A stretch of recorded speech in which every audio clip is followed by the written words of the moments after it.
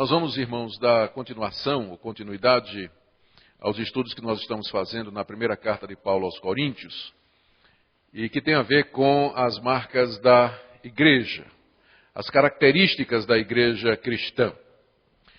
E agora à noite nós vamos enfocar uma das marcas da igreja, uma das suas características, que é a sua santidade. A sua santidade. Apenas lembrando, segundo os nossos símbolos de fé, segundo a nossa teologia, a nossa compreensão da igreja de Cristo, ela é uma igreja santa, porque é feita de pessoas que foram separadas do mundo para Deus. Ela é una, só existe uma igreja verdadeira, não existem 10, 20 ou 30. E ela é universal porque os membros dessa verdadeira igreja estão espalhados em todas as partes do universo, do mundo em que nós vivemos e habitamos. Não se localizam em uma única região ou pertencem a uma única denominação. As marcas dessa igreja são a pregação fiel da palavra de Deus, onde a palavra de Deus é pregada com fidelidade. Ali você tem um sinal de que a verdadeira igreja está reunida. E também quando os sacramentos que foram deixados pelo Senhor Jesus, que são o batismo e a ceia, eles são corretamente administrados. São dispensados ao povo de Deus da maneira apropriada, as pessoas corretas e que podem participar.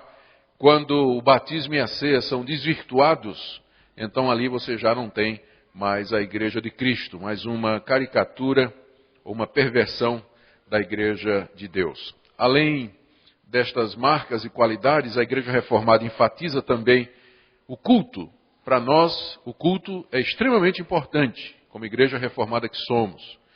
E Deus é o centro do culto, e não o homem. Toda a glória sempre tem que ser de Deus. Também enfatizamos a necessidade da disciplina, da correção dos membros por parte das autoridades da igreja, com o objetivo de corrigir os erros feitos, trazer os pecadores ao arrependimento e salvaguardar o nome de Cristo e a honra da sua igreja diante do mundo. Cremos também que o reino de Deus é amplo e inclui toda a realidade. Cristo é Senhor de todas as áreas da vida. Essa cosmovisão, ou visão de cosmos, visão de mundo que nós temos, é característica das igrejas reformadas, bem como o anseio missionário de levar Cristo a todas as nações. Estas são algumas das marcas da nossa igreja, da igreja de Cristo, da igreja que Ele fundou e estabeleceu nesse mundo. Nosso alvo, então, quando vamos estudar a respeito dessa igreja,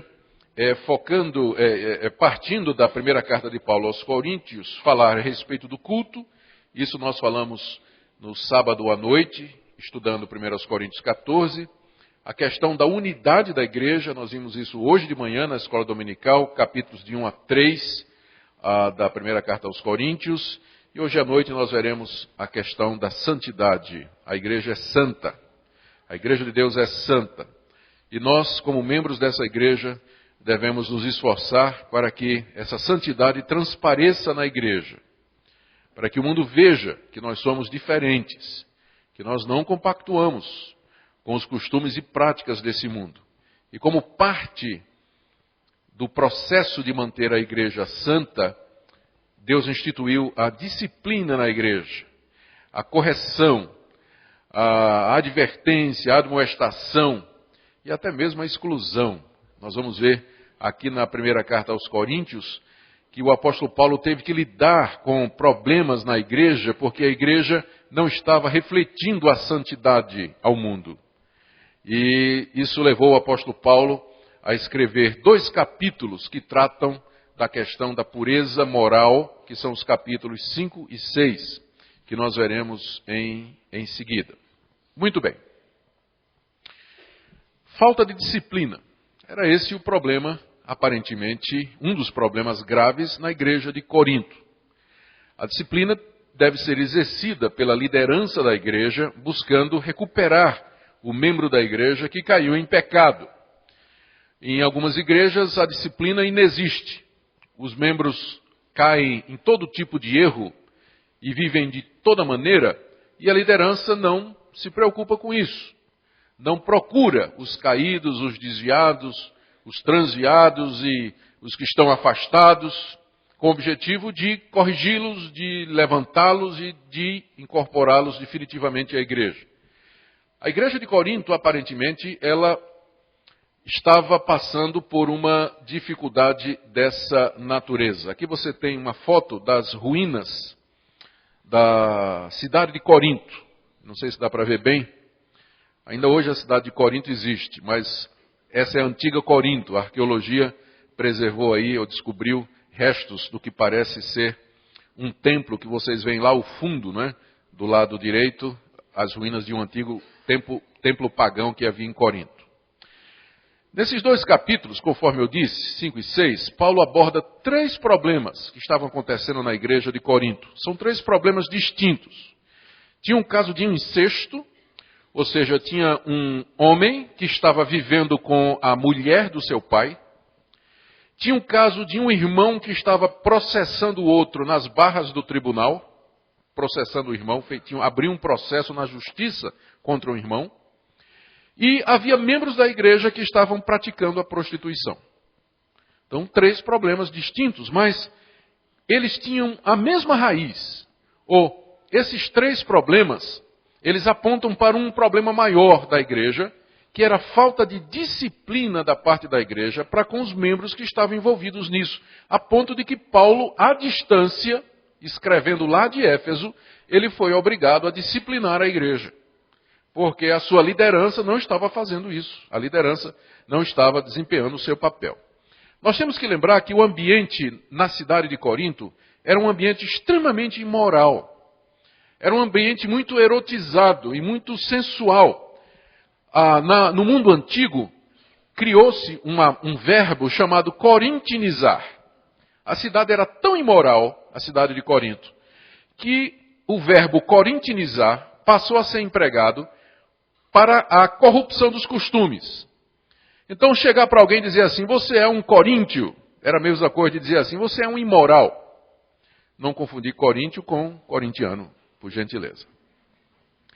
Então, esse ambiente é corintinizante, quer dizer que era um ambiente de perversão sexual, de imoralidade.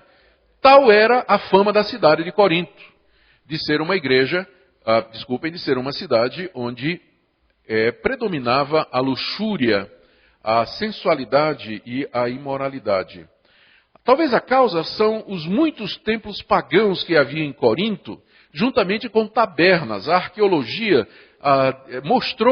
desenterrou tabernas onde havia uma espécie de aqueduto dentro da taberna, por onde corria a cerveja, né? Corria em canos assim, para poder atender a demanda que havia lá.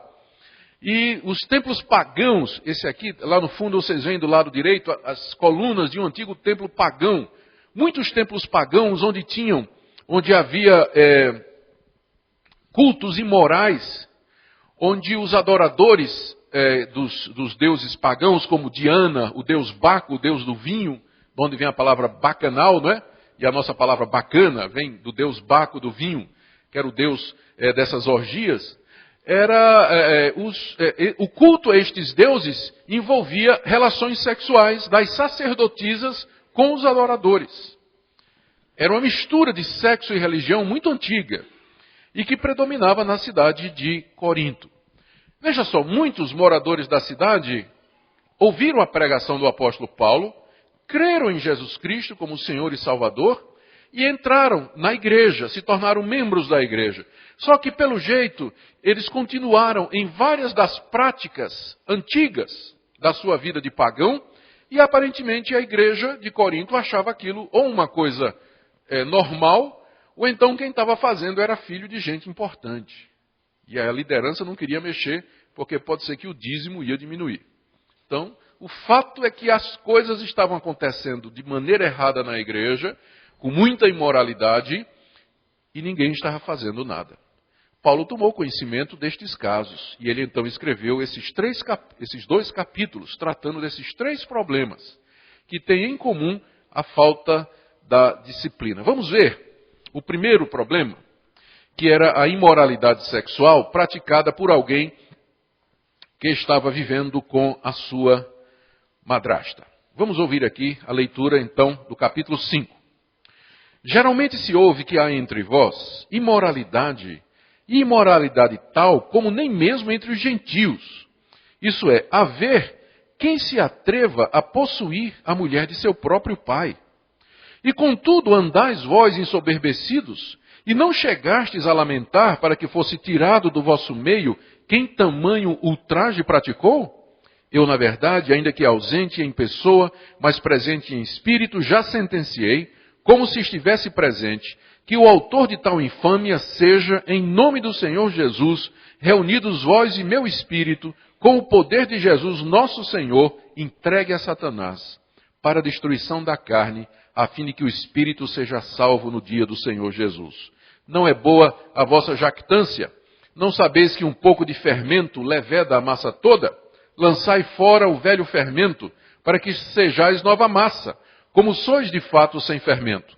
Pois também Cristo, nosso Cordeiro Pascal, foi imolado. Por isso celebremos a festa não com velho fermento, nem com o fermento da maldade e da malícia, e sim com os asmos da sinceridade e da verdade. Já em carta vos escrevi que não vos associasseis com os impuros. Refiro-me com isso não propriamente aos impuros desse mundo, ou aos avarentos, ou roubadores, ou idólatras, pois nesse caso terias de sair do mundo. Mas agora vos escrevo que não vos associeis com alguém que, dizendo-se irmão, for impuro, ou avarento, ou idólatra, ou maldizente, ou beberrão, ou roubador. Com esse tal nem ainda comais. Pois com que direito haveria eu de julgar os de fora? Não julgais vós os de dentro? Os de fora, porém, Deus os julgará. Expulsai, pois, de entre vós o malfeitor. Está aqui o capítulo 5, onde o apóstolo Paulo trata desse problema, desse malfeitor, esse imoral que estava vivendo com a mulher do seu pai, e a igreja não estava fazendo absolutamente nada. Note que era um caso conhecido. Veja o que ele diz aí no verso 1. Geralmente se ouve que há entre vós imoralidade. Geralmente se ouve que há imoralidade entre vocês. Que fama da igreja de Corinto. Em todo lugar se ouvia que naquela igreja havia imoralidade. Que vergonha para a liderança daquela igreja. Quando os outros tomaram conhecimento no mundo cristão de que havia imoralidades lá dentro e que a liderança não fazia absolutamente nada. Que vexame. Paulo tomou conhecimento disso. Geralmente se ouve que há imoralidade no meio de vocês. O problema, então, aqui era duplo.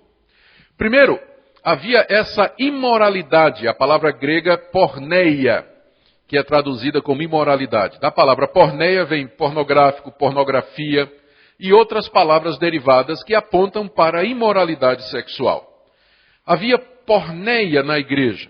E que tipo de porneia, que tipo de imoralidade é essa que Paulo se refere? Note que quando ele diz aqui, haver quem se atreva a possuir a mulher de seu pai, ele não está falando de uma relação incestuosa do filho com a mãe. A mulher do pai era provavelmente a madrasta. Tem aqui no livro de Levítico, capítulo 18, versos de 7 a 8, a seguinte lei que dizia: não descobrirás a nudez de teu pai e de tua mãe, ela é tua mãe, não lhe descobrirás a nudez. Não descobrirás a nudez da mulher de teu pai, que é a madrasta, não é? É nudez de teu pai. Então o caso desse homem se encaixava aqui.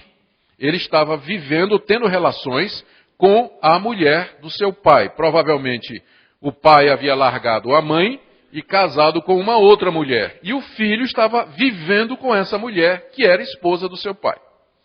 Então é um caso que até, Paulo diz aqui, olha, é um caso como não existe nem entre os gentios, até entre os pagãos. Isso é um caso revoltante, não é? É um caso nojento. Até entre os gentios. Agora imagine quando isso acontece na igreja. Quando dentro da igreja tem uma situação dessa. E meus irmãos, a verdade é que dentro da igreja cristã no Brasil, evangélica brasileira, tem acontecido imoralidades iguais àquelas que nós vemos na sociedade mundana e sem Deus. Infelizmente. De vez em quando os jornais publicam coisas escabrosas. O pastor pedófilo, por exemplo, foi preso da Igreja Presbiteriana do Brasil, foi preso, era pedófilo.